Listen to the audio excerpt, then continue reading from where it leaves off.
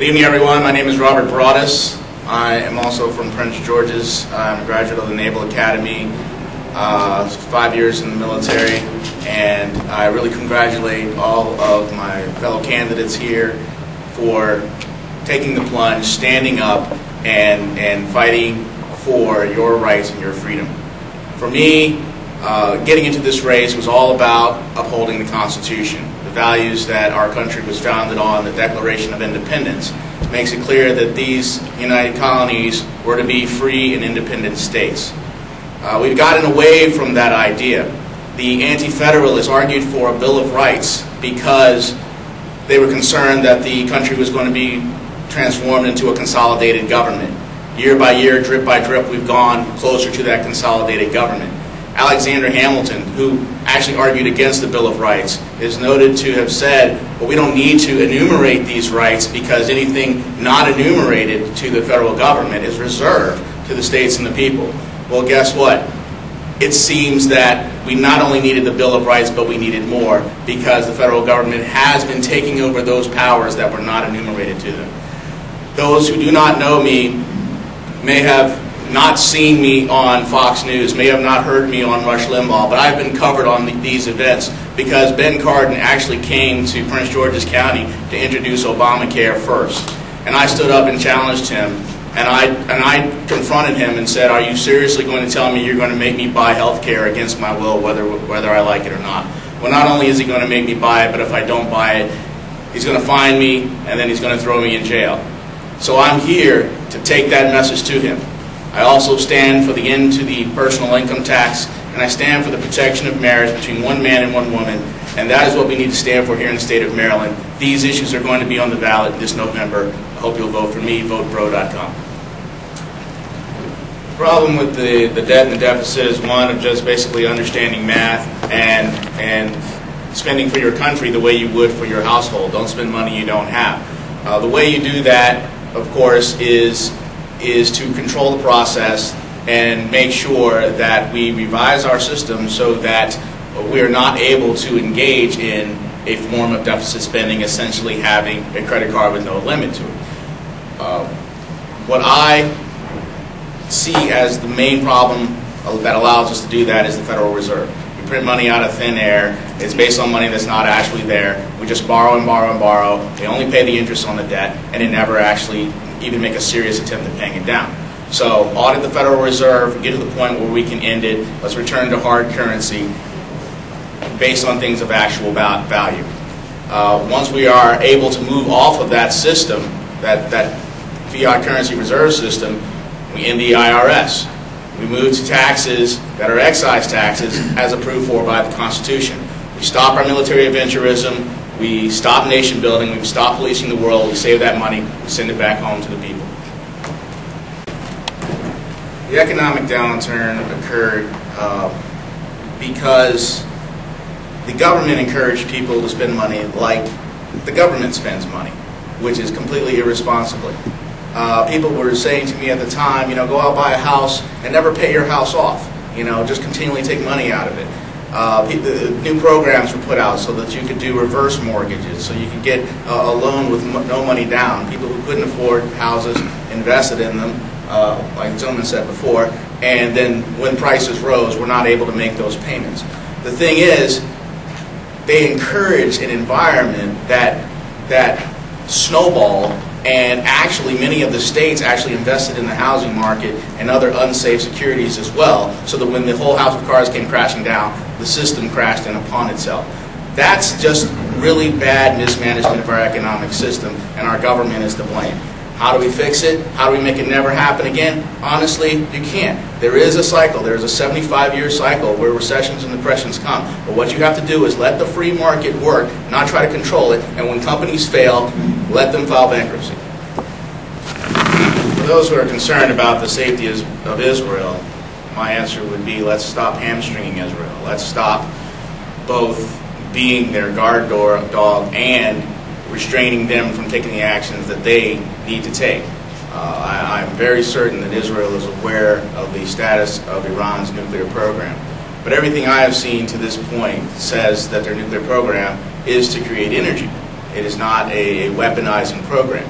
So the best thing we can do is negotiate. You want energy? What do we have to do to get you the energy that you need? The greater fear, however, that I see is what's going on around those countries in the region. You've got this unrest in Syria. We've been beating the drum for years on Iran. We're beating the drums now to go into Syria. You've got what's going on in the various African nations. You've got this Arab Spring, a lot of which is going to turn back on us. If these countries go against our interests, what are we going to do to make sure that American citizens and American resources are safe in that region? These are the things that I would be focusing on. Allow Israel to protect itself and allow the Iranian people to get the energy that they need. There's an illusion of stimulus because by putting money into the hands of people who otherwise wouldn't have it, you are giving them the semblance of having a job. You are allowing them to remain in the marketplace, but it also gives them not a safety net, but a hammock, so that they don't have to go out and get the work, so they don't have to contribute meaningfully to the society. So it is terrible. Furthermore, it is unconstitutional. There's nothing in our Constitution that justifies a stimulus program, a bailout, a government welfare of any sort. The welfare, the general welfare, is for the maintenance and upkeep of the government, not for freebies and entitlements to the individual people. What we have to do in order to stimulate the economy is eliminate the personal income tax. That will put the money into the hands of the people. So you talk about not taking the money from the people in the first place. That would allow them to reinvest that money that would have been taken from them in taxes into the economy, start businesses. That's how you stimulate the economy, not by spreading the wealth around.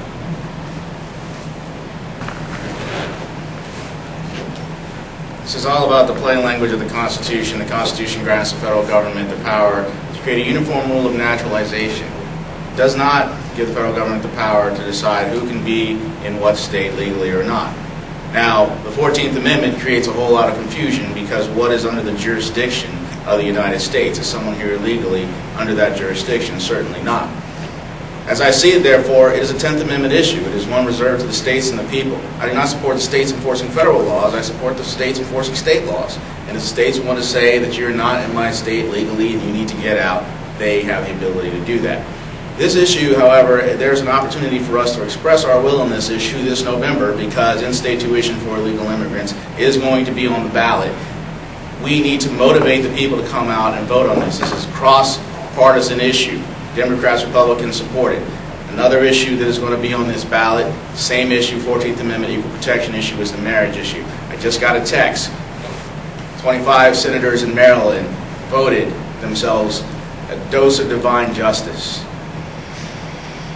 They voted to legalize same-sex marriage. I'm sorry we didn't get to cover that issue tonight, but this will be on the ballot. This is your chance to show the state of Maryland that we will not take them rolling over us this way. Please do that.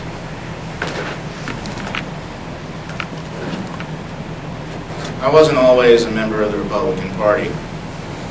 6 years ago, I was an independent who, like most people of my skin color, was religiously voting Democrat.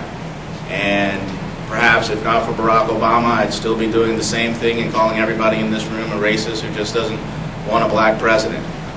But when I heard Barack Obama speak, I realized that he was nothing like me. He didn't have my values. He didn't have the interests of the black community at heart. He didn't have the interests of the United States of America at heart. I saw that he followed a progressive agenda. He followed an anti-family agenda. He followed an agenda that promoted issues like homosexuality. I started a group called Protect Marriage Maryland because I didn't see anybody else in the state standing up for that issue in an organized way. I created that group so that people could get together, organize, so that we can inform people what they need to do to stop this bill. I ran for office because people were afraid because what happened in Proposition 8. They reported everybody's names and they told everybody who funded Proposition 8. So I ran for office so that people could donate to that cause. Right now I'm printing up signs, and there's going to be signs going up in front of churches, and anyone else who's willing to put these signs up in front of their businesses or in front of their homes that say protect marriage, tell the president, tell the governor to protect marriage, to keep it in people's minds until November that you have one last chance to save it, because once socialism gets a foothold, and don't think the same-sex marriage isn't a foothold. It's not about marriage rights. It's not about the benefits. It's about government telling you what your religion will be. It's about government telling you you're going to accept this whether you like it or not. Once they get that foothold, and there's nothing they cannot do to you. There is nothing they cannot tell you based on the idea of equality and so-called civil rights. So you've got to take that stand. You've got to vote against this bill. You've got to vote against the in-state tuition bill. And if we work together, we can get Democrats to vote with us, and we can turn this state around. I need your help. April 3rd. Thank you.